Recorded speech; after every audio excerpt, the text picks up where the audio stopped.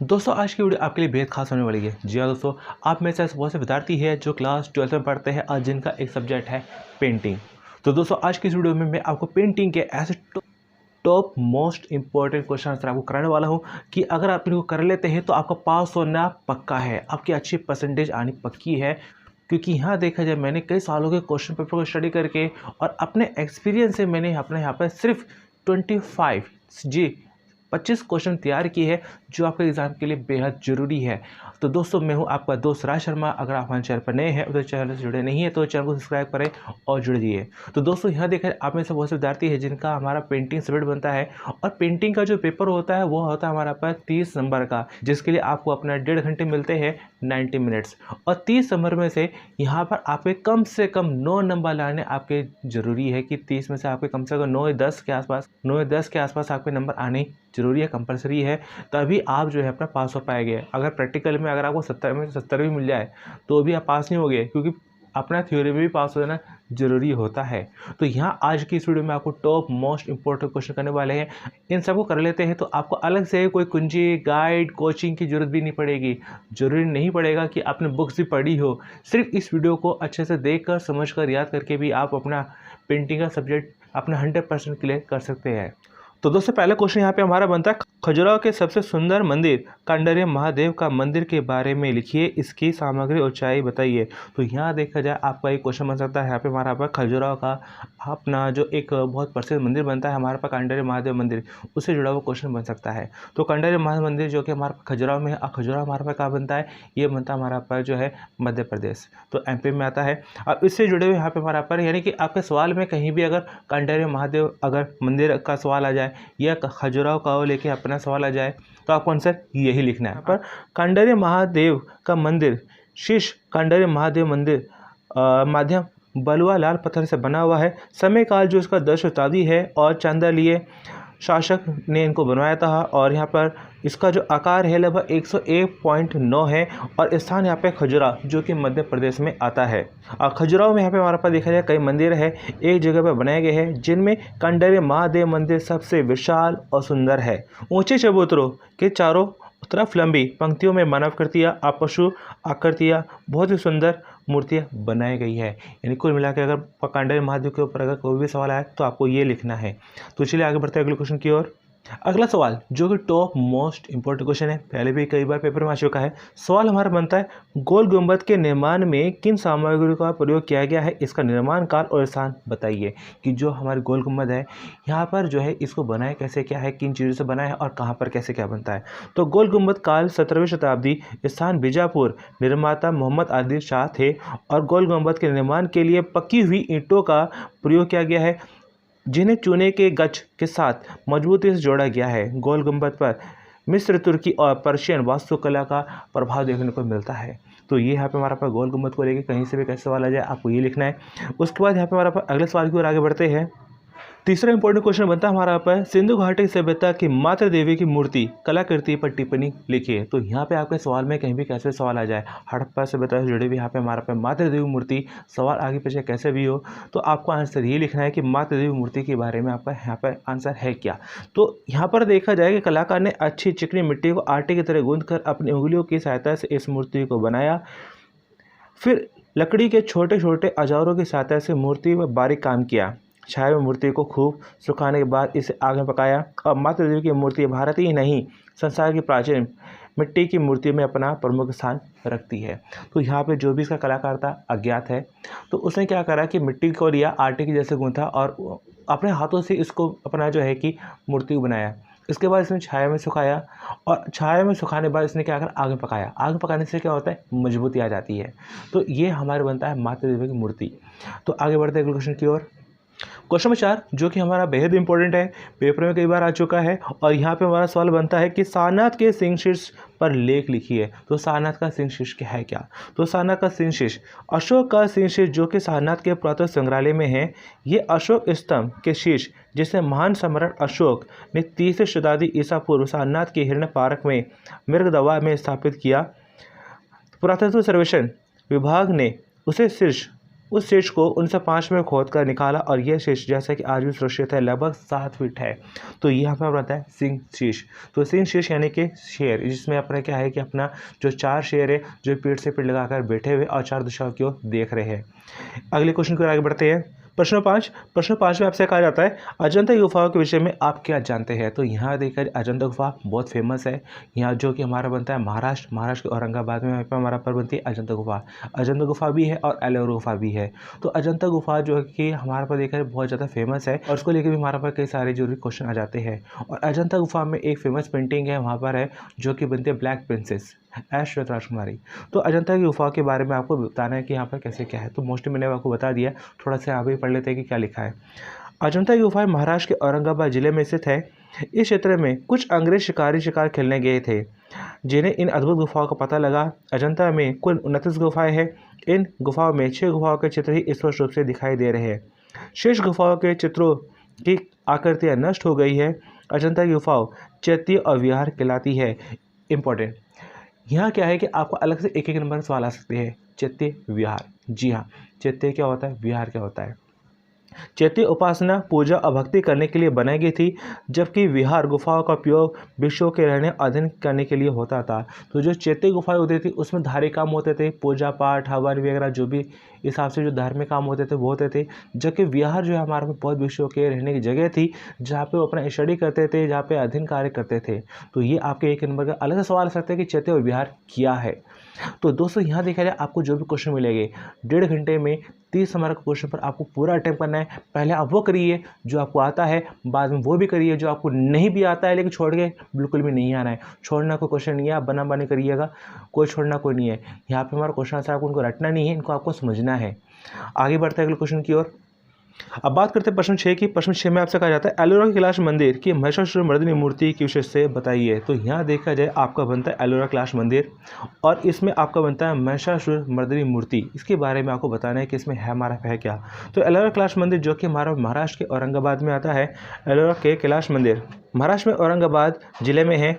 इन मंदिरों का निर्माण राष्ट्रकूट राजा कृष्ण प्रथम ने कराया था। इस मूर्ति में महिषासुर को देवी दुर्गा द्वारा मरते हुए दिखाया गया है। राष्ट्रकूट द्वारा एक खंड पत्थरों काट कर बनाया गया विशाल शिवजी का मंदिर कैलाश मंदिर संसार के कला के इतिहास में एक विशेष स्थान रखता है। तो यहाँ पे हमारा एलोरा कैलाश मंदिर जो कि यहाँ पे हमारा महाराष्ट्र के औरंगाबाद जिले में आता है और ये एक खंड पत्थरों को काट के बनाया गया है। इसमें असेंबल कोई दूसरा पत्थर नहीं किया गया, एक खंड पत्थरों को काट के बनाया गया है जो कि अपना जो है इसमें दिखाया गया कि देवी दुर्गा है एक महिषासुर राक्षस का वध कर रही है। अगले क्वेश्चन की आगे बढ़ते हैं। अब बात करते हैं प्रश्न 7 की। प्रश्न 7 जो कि हमारा बनता है एलिफेंटा गुफा की त्रिमूर्ति में शिव विभिन्न स्वरूपों को किस प्रकार दर्शाया गया है। तो यहाँ देखा सवाल में आपका मिलता है एलिफेंटा गुफा या मिलता है त्रिमूर्ति। इन दोनों में से कोई भी अगर शब्द आपको सवाल मिलता है तो आंसर आपको यही लिखना है। क्या लिखना है आपको?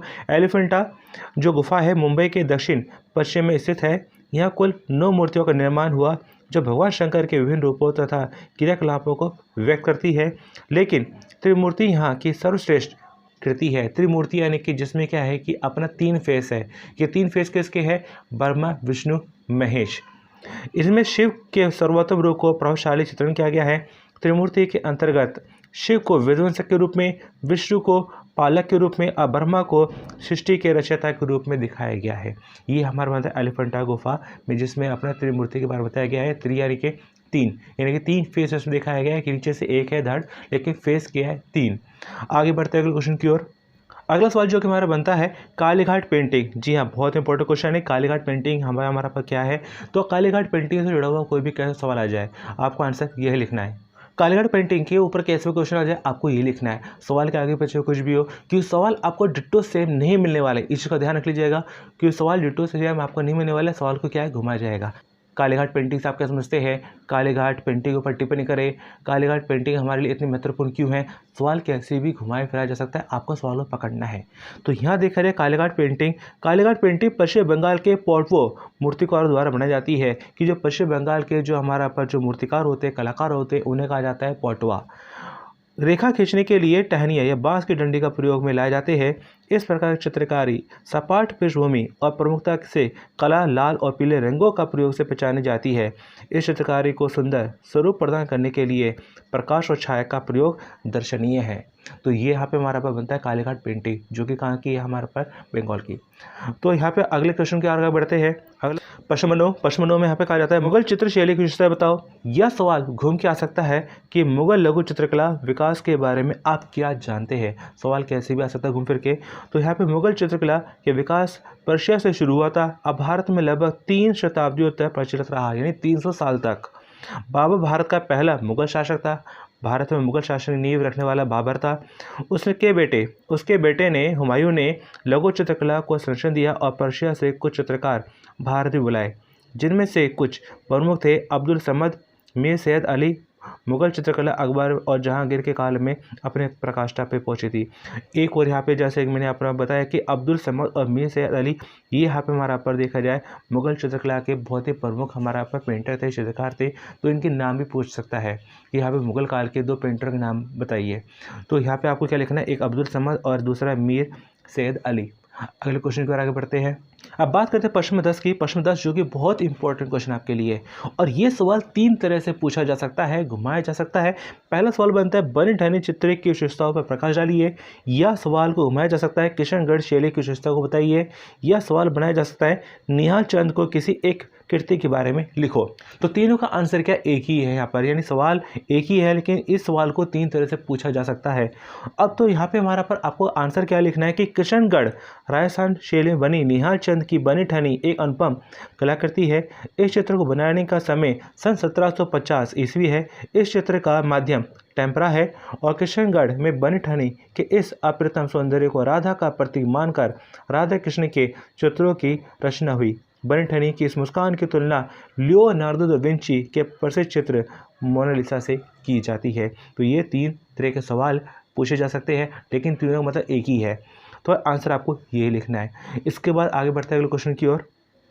अब बात करते हैं प्रश्न 11 इंपॉर्टेंट क्वेश्चन है। पहाड़ी लघु चित्रकला पर टिप्पणी लिखो, या पहाड़ी शैली या पहाड़ी कलम क्या होती है। तो यहाँ पर भी देखा है 3 तरह से आपका सवाल पूछा जा सकता है। आंसर क्या बनता है कि इस शैली को पहाड़ी कलम भी कहते हैं। ये शैली पंजाब, गढ़वाल और हिमाचल तलहटी पर विकसित हुई। कि यहाँ पे हमारा पहाड़ी कलम, पहाड़ी शैली नाम से पता चल रहा है पहाड़ी। अब पहाड़ का है यहाँ पे हमारा पर पंजाब, गढ़वाल और यहाँ पे हिमाचल, ये कुछ हमारे पर क्या है पहाड़ी इलाके हैं। तो यहीं से हमारा पर ये पहाड़ी कलम, पहाड़ी शैली जुड़ी हुई है। पहाड़ी शैली राजस्थानी, मुगल तथा स्थानीय लोक तत्वों से परिपूर्ण थी, लेकिन 19वीं शताब्दी तक आते आते इस शैली का अंत हो गया। तो चलिए आगे बढ़ते हैं क्वेश्चन की ओर। अब बात करते हैं प्रश्न 12 की। प्रश्न 12 में आपसे कहा जाता है तंजौर शैली की चित्रकला दूसरी शैली से क्यों भिन्न है, क्यों अलग है। बहुत ही ज़रूरी सवाल है आपके लिए। यहाँ पे तंजौर शैली यानी तंजौर पेंटिंग एक ऐसी पेंटिंग है जो बाकी पेंटिंग से काफ़ी अलग है और बहुत महंगी होती है। ऐसे क्या खास है इसमें, तो यहाँ देखा जाए, चलिए पहले इसके बारे में आपको बता देता हूँ। भारतीय चित्रकला की शैली में तंजौर शैली एक अनोखा स्थान रखती है, क्योंकि एक और तो वह नक्काशी हुई चित्रित काष्ठ से मिलती है, दूसरी इसमें रत्न, सोना, चांदी, रंगीन पत्थर आदि का प्रयोग है। 19वीं शताब्दी में तमिलनाडु के तंजौर में इस शैली का उद्गम हुआ, लेकिन दक्षिण तथा उत्तर में भी इस प्रकार चित्र मिलते हैं। रामकृष्ण, गणेश आदि देवताओं चित्र अधिक संख्या में उपलब्ध है। अधिकतर तंजौर चित्र 19वीं शताब्दी में बने। तंजौर पेंटिंग बेसिक ड्राइंग के ऊपर कीमती पत्थरों के सजावट के कारण अन्य दूसरी शैलियों से अलग है। कुल मिला के देखा जाए इसमें हमारे पे होता है क्या कि नॉर्मल जो पेंटिंग होती है वैसी है हमारा पर तंजौर पेंटिंग भी होती है, लेकिन फ़र्क क्या जाता है कि इसमें कीमती रत्नों का इस्तेमाल किया जाता है। ओरिजिनल जो डायमंड होते हैं, गोल्ड होते हैं, हमारा पर जो महंगे महंगे अपने जो स्टोन होते हैं उनका इस्तेमाल किया जाता है। गोल्ड का, सिल्वर का इस्तेमाल किया जाता है। और ये चीज़ें क्या ऑलरेडी महंगी है, और इन महंगी चीज़ों का किसी पेंटिंग में जोड़ा जाता है तो पेंटिंग ऑटोमेटिक और महंगी हो जाती है। जिस वजह से तंजौर की पेंटिंग है बाकियों से काफ़ी अलग है और महंगी होती है। तो चलिए आगे बढ़ते हैं अगले क्वेश्चन की ओर। अब बात करते हैं प्रश्न नंबर 13 की। प्रश्न 13 में हमारा कहा जाता है राजा रविवर्मा की चित्रकला की विषय वस्तु बताइए। कि यहाँ पे आपको बताना है राजा रविवर्मा के बारे में कि राजा रविवर्मा और उनसे जुड़ी हुई कुछ पेंटिंग। तो यहाँ पे देखा है राजा रविवर्मा दक्षिण भारत के त्रावणकोर राजवंश परिवार से थे। उन्होंने तेल रंगों का प्रयोग नव कर नवशास्त्रीय शैली बनाई कि यहाँ पे भारत में ऑयल पेंटिंग के जो जनक माने जाते हैं, father of oil painting in India जो माने जाते हैं, वो हमारे बनते हैं राजा रविवर्मा, जिन्होंने बिना किसी गाइडेंस के अपना ऑयल पेंटिंग करना शुरू कर दी थी। अब बहुत ही अच्छी पेंटिंग बनाई थी। राजा वर्मा के चित्रों को ओलिग्राफ तकनीक द्वारा भारत के कोने कोने में पहुंचाया। राजा वर्मा के कई लोकप्रिय चित्र हैं जिनमें हरिश्चंद्र, विष्णु प्रतिज्ञा, हंस दमयंती, रावण जटायु आदि व्याख्यात है। तो आपका अलग से सवाल भी बन सकता है हंस दमयंती के ऊपर कि हंस दमयंती चित्र के बारे में बताइए। तो यहाँ पे हमारा पास देखा जाए कि हंस दमयंती में क्या है कि एक राजकुमारी है दमयंती, जो सामने एक हंस को निहार रही है, उसको अपना एक तरह से मैसेज शेयर कर रही है। तो यहाँ पे हमारा राजा वर्मा के बारे में आपको इतना लिखना है। उसके बाद अगले क्वेश्चन की ओर आगे बढ़ते हैं। अब बात करते हैं प्रश्न 14 की। प्रश्न 14 में आपसे कहा जाता है अभिन्द्रनाथ के चित्र राधिका पर टिप्पणी लिखिए।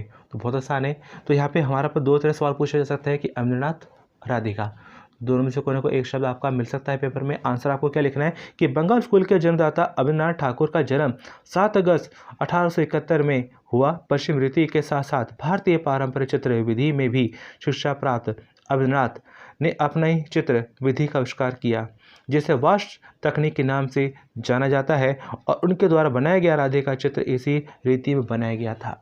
तो चलिए आगे बढ़ते हैं अगले क्वेश्चन की ओर। अब बात करते हैं प्रश्न नंबर यहाँ पे हमारा पर 15, रविन्द्रनाथ टैगोर पर एक निबंध लिखिए। यानी रविन्द्रनाथ टैगोर के ऊपर कोई भी कैसा भी क्वेश्चन आ सकता है। आंसर आपको क्या लिखना है। रविन्द्रनाथ टैगोर ने शांति निकेतन में कला भवन की स्थापना की थी।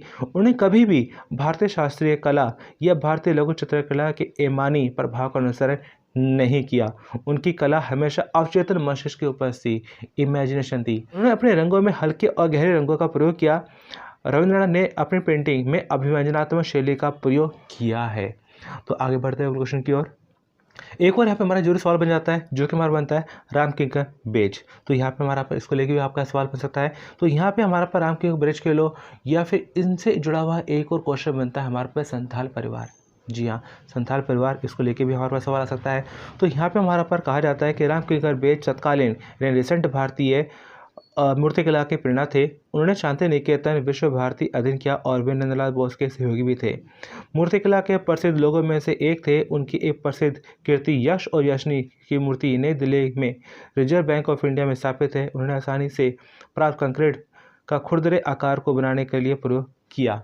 और इनकी एक और, जैसे कि मैंने बताया कि अलग से एक और इनका बनता है संथाल परिवार बनता है, सावताल परिवार भी कह सकते हैं, जिसमें क्या है कि उन्होंने अपना एक कंक्रीट तैयार किया। यानी कि ये पत्थर इस्तेमाल ना करके क्या करते थे कि कुछ जैसे कि सीमेंट, रोड़ी या ईटा, कुछ इन चीज़ों को लेते थे। एक मसाला जैसे तैयार होता है घर बनाने के लिए, तो उस मसाले को जैसे छोड़ दिया, उसके बाद वो सूखने पर क्या होता है, सख्त होकर पत्थर बन जाता है, जम जाता है। फिर उसी चीज़ को वो उन्होंने क्या करा, अपना तराश कर मूर्ति बनाते थे वो, और उन्हीं में से एक बनती है हमारे पास जैसे संथाल परिवार, जो कि बहुत फेमस है। उसके बाद आगे बढ़ते हैं क्वेश्चन की ओर। अब बात करते हैं प्रश्न 17 की। प्रश्न 17 में कहा जाता है दुल्हन का श्रृंगार चित्र के संयोजन का वर्णन करें। यह अमृता शेरगिल के किसी एक चित्र के बारे में लिखे। यानी कि सवाल दो तरह से पूछे जा सकते हैं, दुल्हन का श्रृंगार, अमृता शेरगिल।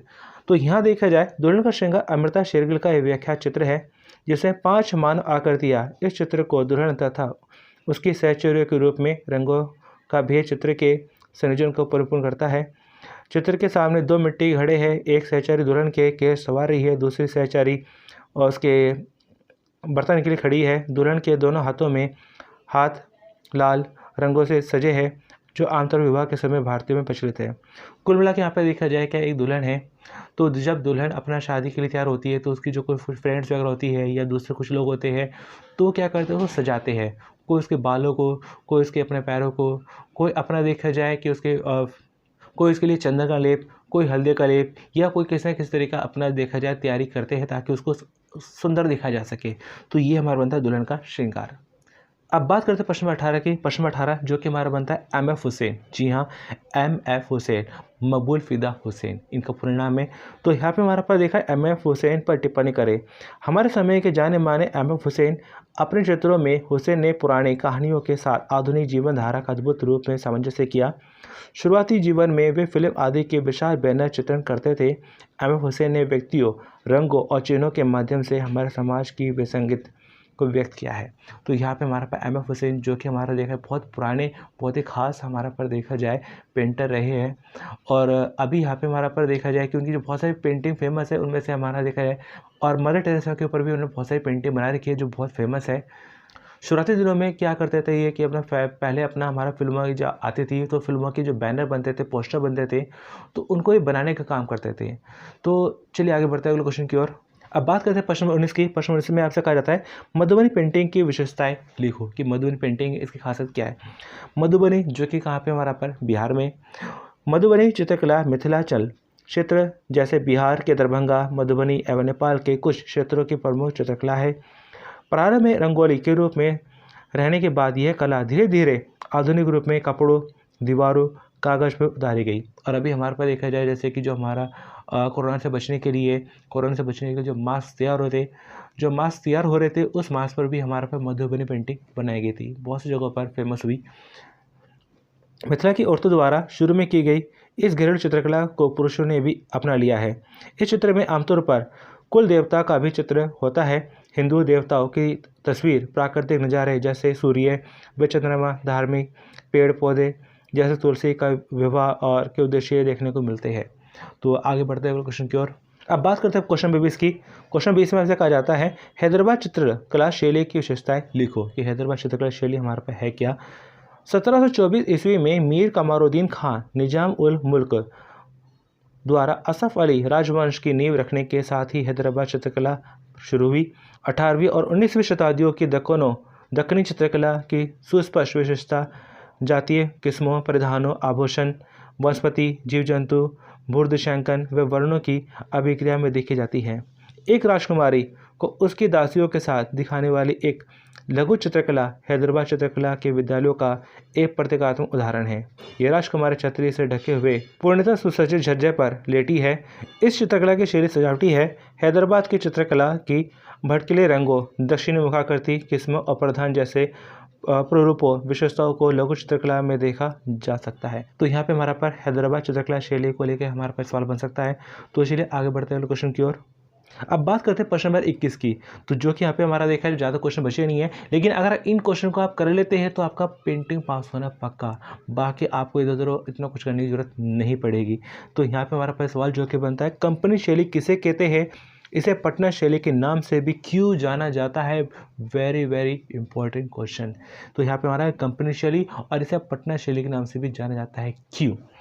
कंपनी शैली पटना चित्रकला शैली भी है। यह पुस्तकों को चित्र करने की शैली है जो भारत में 18वीं शताब्दी के उत्तरार्ध में शुरुआत में ईस्ट इंडिया कंपनी के में काम कर रहे ब्रिटिश लोगों की पसंद के आधार पर विकसित हुई।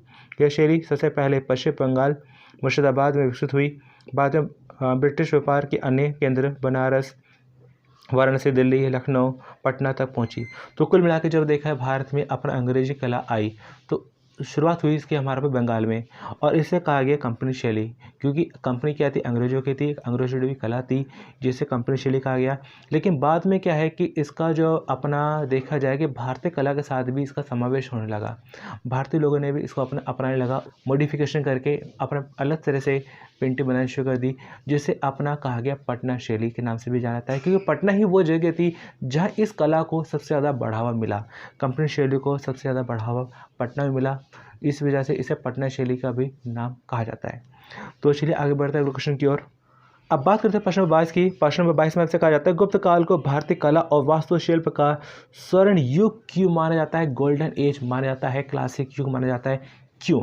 यहाँ पे हमारा पर देखा जाए जितने भी पहले के हमारे राजा महाराजा हुए, बाद के हुए, तो मोस्टली क्या आता है कि लड़ाई करो, कब्जा करो, साम्राज्य बढ़ाओ, ये था। लेकिन गुप्त काल के जो शासक थे उनका जो है इतना मेन मोटिव नहीं था। उन्होंने अपने क्या करा कि भाई वो चीज़ तो ठीक है, लेकिन साथ साथ में जो कला है उसको भी बढ़ाना चाहिए। जो संगीत कला, वास्तुकला, हमारा पर देखा जाए जो भी हमारा पर लिटरेचर बनता है, या जो भी हमारे और भी कैसी चीज़ होती, इनको कला को बढ़ाना भी, इस तरह की कला को बढ़ाना भी बहुत ज़रूरी है। जिस वजह से देखा जाए गुप्त काल में जो शासक हुए उन्होंने अपना देखा जाए कई सारी कला को बढ़ावा दिया। जैसे यहाँ पे हमारे गुप्त काल में भारतीय कला एवं वास्तुशिल्प का अद्वितीय विकास हुआ, जिनके अनेक साक्ष्य आज भी उपलब्ध है। संभवतः इसी आधार पर इस युग को भारतीय कला के इतिहास में श्रेणियों की संज्ञा दी जाती है। गुप्त काल के सबसे महत्वपूर्ण उत्पत्ति अजंता की गुफाओं में चित्रकारी और बुद्ध प्रतिमाओं का निर्माण है। सारनाथ की बुद्ध प्रतिमा गुप्त काल की देन है। तो यहाँ पे हमारा पर जो गुप्त शासक थे उन्होंने अपना कला को बढ़ावा दिया, चाहे वो संगीत कला हो, चाहे वास्तुकला हो, चाहे विज्ञान हो, चाहे साहित्य हो, इन्होंने अपना इसको बढ़ावा दिया। जबकि दूसरे और समय में देखा जाए राजा महाराजा इतना बढ़ावा नहीं देते थे। उनका क्या होता था मोस्टली कि अपना युद्ध करना है, साम्राज्य बढ़ाना है, ये करना है, वो करना है। लेकिन गुप्त काल के शासकों ने क्या करा, उन चीज़ों के साथ साथ में क्या है कि अपना कला को भी बढ़ावा दिया, जिस वजह से गुप्त काल को इतिहास में एक गोल्डन एज, एक स्वर्ण युग माना जाता है। तो चलिए बढ़ते हैं अगले क्वेश्चन की ओर। तो दोस्तों अब बात करने वाले हैं एक बहुत ही ज़रूरी सवाल। जी हाँ दोस्तों, बहुत ज़रूरी सवाल है और ये हमारा बनता है लोस्ट वैक्स विधि क्या है। ये विधि अथवा तकनीक लोक कांस्य मूर्तिकला से किस प्रकार संबंधित है। तो यहाँ पे हमारा पर बताना लोस्ट वैक्स विधि। तो लोस्ट वैक्स विधि की तकनीक मिट्टी द्वारा मूर्तियों को बनाकर इसे पकाया जाता, मधुमक्खियों का मोम इस पर मूर्तियों पर लपेट कर सांचा बनाया जाता, इसके चारों ओर मिट्टी का लेप किया जाता और फिर से धूप में सुखाया जाता, ताप देकर मोम को निकाला जाता और सांचे को तोड़कर मूर्ति निकाली जाती। मध्य प्रदेश की जातीय जनजातीय द्वारा तो डोकरा कांस्य मूर्तियों प्रतिमाएं बड़ी कुशलता से बनाई गई है। वे लोस्ट वैक्स विधि में बड़े निपुण थे।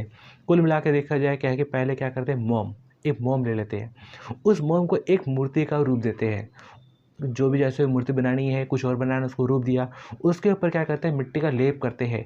मिट्टी का लेप करते हैं, मिट्टी सूख जाने बाद, सख्त हो जाने बाद में क्या करते हैं कि उस मूर्ति के नीचे से छोटा सा छेद करते हैं और उस छेद से क्या करते हैं, अपना उसको हीट देते हैं। हीट देने पे क्या होता है कि अंदर के सारी मोम पिघल कर बाहर निकल जाती है। सारी मोम जब बाहर निकल जाती है तो उसी छेद से क्या करा जाता है कि उसी होल से क्या करते हैं कि अपना जो पिघली हुई धातु होती है, चाहे वो कोई भी हो, चाहे कांसा हो, चाहे तांबा हो, चाहे लोहा हो, चाहे कुछ और हो, उसी छेद से पिघली हुई धातु उसके अंदर भर दी जाती है। और जैसे उसके अंदर धातु अंदर जाती है तो वैसे ही शेप ले लेती है जैसा कि मोम थी।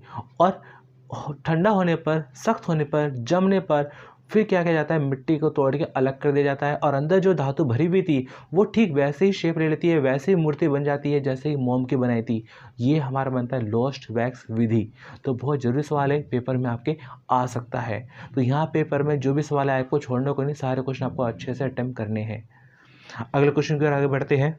अब बात करते हैं क्वेश्चन नंबर 24 की, जो कि सेकंड लास्ट क्वेश्चन है। इसमें कहा जाता है कि वॉली पेंटिंग पर नोट लिखिए कि वॉली पेंटिंग हमारा क्या है। वॉली जो कि आपने नाम सुना होगा, जो कि कहाँ पे हमारा पर महाराष्ट्र में। तो यहाँ पे देखा जाए इस प्रकार की पेंटिंग का प्रचलन महाराष्ट्र में है। वहाँ वॉली जिले को जनजाति इस प्रकार की पेंटिंग करते हैं। मनुष्यों की आकृतियाँ त्रिकोण और कुछ सीधी रेखाओं द्वारा बनाई जाती है। फिर भी इन चित्रकारी में स्वाभाविकता और सजीवता का बड़ा सुंदर उदाहरण देखने को मिलता है। तो वर्ली जो कि यहाँ पे हमारा महाराष्ट्र में आता है, वर्ली जो कि महाराष्ट्र में है और यहाँ की जो फेमस पेंटिंग वहीं की जगह के नाम से पहचानी जाती है, जानी जाती है। अब एक लास्ट क्वेश्चन और कर लेते हैं, उसके बाद यहाँ देखा है 1 से लेके 25 तक आपने जो भी क्वेश्चन किए हैं मोस्टली क्या है कि आपके एग्जाम में यही क्वेश्चन आपको मिलने वाले हैं और इन क्वेश्चन को आप कर लेते हैं तो आपका 100% पास होना पक्का हो जाएगा। बस क्या है, सवाल को आपको समझना पड़ेगा। वो सवाल क्या है, घुमा घुमा के आएंगे, डिट्टो सेम नहीं आने वाले। तो दोस्तों अब हमारा पर लास्ट एक सवाल बनता है जो कि हमारा बनता है 25वां क्वेश्चन है और बहुत ज़रूरी है, जो कि हमारा बनता है लोक चित्रकला के विशिष्ट विशेषताओं को स्पष्ट करें। तो यहाँ पर ये भी सवाल आ जाता है। तो यहाँ देखा ज़्यादा मुश्किल नहीं है, बहुत आसान सवाल है जिसमें आपको लिखना है कि लोक चित्रकला की विशेषताएँ, भावनाओं को व्यक्त करने की कला मानव की प्रकृति है। ये जीवन के अनुभवों से स्वतः स्फूर्ति है। जो कुछ भी प्राप्त है उसे रंगों और ब्रश के तैयार किया जाता है। रेखा खींचने के लिए टहनी या बांस के डंडों का प्रयोग में लाए जाते हैं। कालीघाट चित्रकला पश्चिम बंगाल के मूर्तिकार द्वारा बनाई जाती है। ये पेंटिंग लोक शैली के सुंदर उदाहरण है। राजस्थान की फड़ पेंटिंग है, बिहार की मधुबनी पेंटिंग है और हमारे पर देखा जाए बंगाल के यहाँ पे हमारा पर, पश्चिम बंगाल के यहाँ पे हमारा पर बनता है कालीघाट पेंटिंग। ये कुछ हमारा पर क्या है कि हमारा पर लोक चित्रकला के अच्छे उदाहरण बनते हैं। तो दोस्तों यहाँ देखा जाए कि अगर इन सवालों को अगर आप अच्छे से कर लेते हैं तो आपका पास होना पक्का है अच्छे परसेंटेज के साथ में। तो दोस्तों मैं आपसे किस तरह के पैसे डिमांड नहीं करता, बस मैं क्या चाहता हूँ कि आप इन वीडियो को अपने दोस्तों के साथ में ज़रूर शेयर करिएगा ताकि उनकी भी हेल्प हो सके। क्योंकि एमएस में ऐसे कई सारे विद्यार्थी हैं जो फाइनेंशियली इतना अफोर्ड नहीं कर सकते कि महंगे महंगे कोचिंग सेंटर में जाए। ये बहुत से ऐसे विद्यार्थी हैं जो कहीं ना कहीं जॉब करते हैं, अपनी जॉब से समय नहीं निकाल पाते कि अलग से पढ़ाई कर सके, अगर आप उनको ये वीडियो शेयर करते हैं उनके लिए एक बहुत बड़ी एक हेल्प होगी, उनके लिए वीडियो एक वरदान साबित होगी। बाकी दोस्तों आपका एग्ज़ाम काफ़ी अच्छा जाए, आपके परसेंटेज काफ़ी अच्छे आए, इसकी मैं आपको शुभकामनाएं देता हूँ। तो चलिए दोस्तों मिलते हैं अगली वीडियो में। Thanks for watching.